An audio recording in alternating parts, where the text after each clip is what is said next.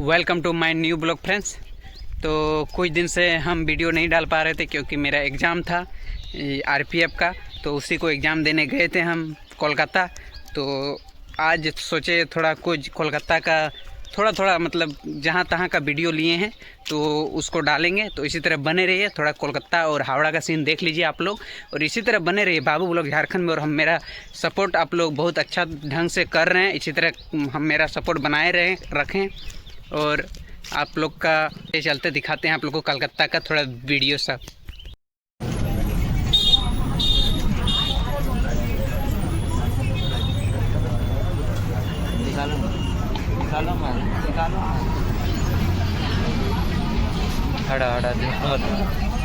এখানে আছে ট্রেনের টিকিট পাওয়া যাচ্ছে এই কাউন্টারে। দ্রুত পৌঁছাতে হবে কাজে।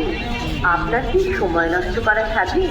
স্টেশনে লাইনে দাঁড়িয়ে টিকিট কাটতে দেরি হয়ে গেল, আপনার ট্রেনটা চোখের সামনে দিয়ে হুশ করে চলে যাবে।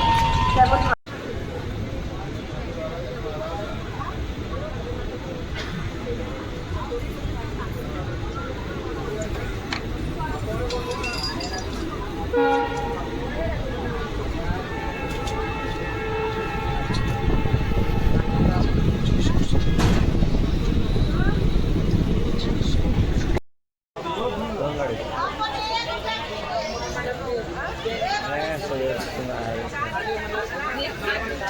सात बजे ले जाता है ना ट्रेन।